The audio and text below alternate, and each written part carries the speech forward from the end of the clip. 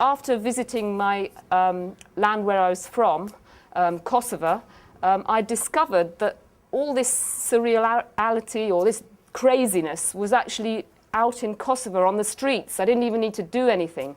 Their culture was totally different from ours. All the kids would sleep together in the same bed. So you'd get this is in the middle of the night, this kind of strange, you don't know whose body's who, and a leg comes out of somewhere else, but it's not been organised like my other work. It's actually just exists without being arranged.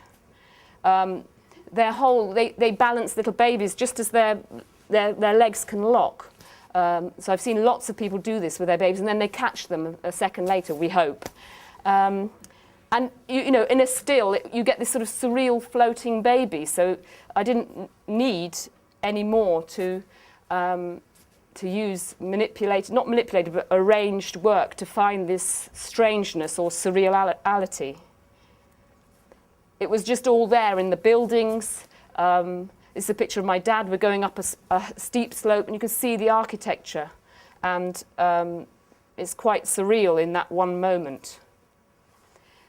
Then I was looking at everyday objects, and this is a big series that I did, again in black and white. Why black and white?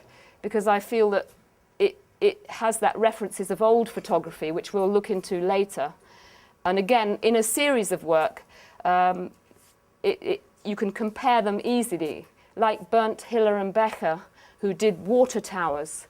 You can see their water towers, and you can see their white backgrounds, and you can compare quite easily. And this is actually a farmer's haystack, and he's allowed his goats to go in and eat as far as the goats can reach, and created a surrealist sculpture. So I've done nothing here, I just found it. You can see at the bottom of the haystack there are tractor tyres, and that keeps the hay off the ground, so you can't give animals wet hay. They often put polythene over the top, so there's completely logical reasons. The sticks around it is to hold the hay in.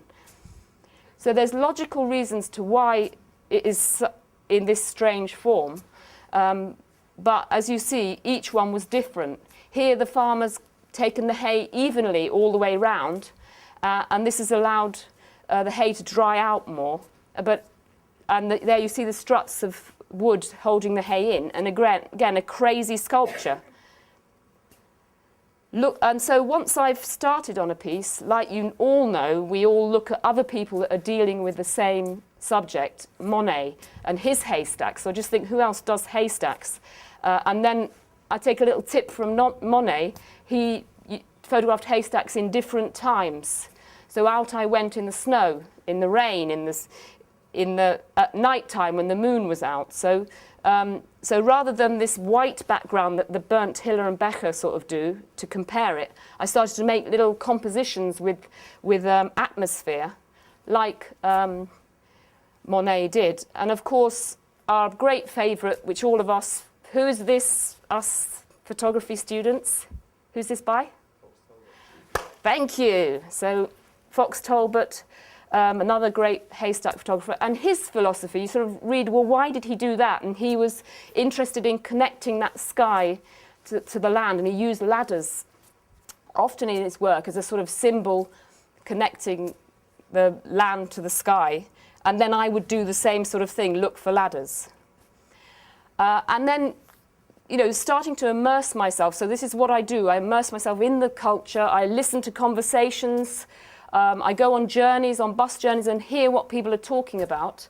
So in Kosovo, I would travel around and just really get a feeling of the type of people before I do the work, or make sketches, and again, look at who I'm influenced by. And everywhere I looked, I could just see references to old British painting, like Britain 100 years ago, or 150 years ago, or that was 200 years ago, John Constable. Haywain. So I would just see the Haywain in Kosovo living, but it would have rubber tyres, so it was like a modern day Haywain, and something would always let you know that it was a modern day time. It wasn't 200 years ago. This is Goodall and Emerson, who were photographing in East Anglia over 100 years ago.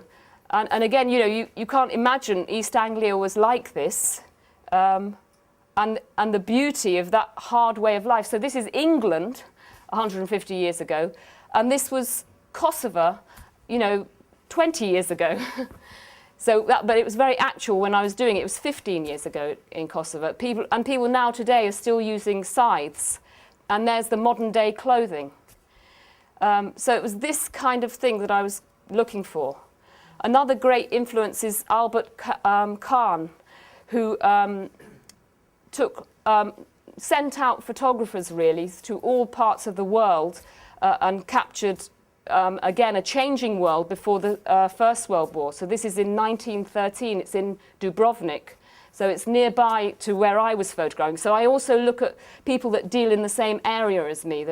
And it could be Kosovo today. You can walk around a haystack and you can find people they maybe got a big sack of I don't know if they're onions or nuts or I don't know what they are, but they'll be sorting them out and they'll be in a kind of costume.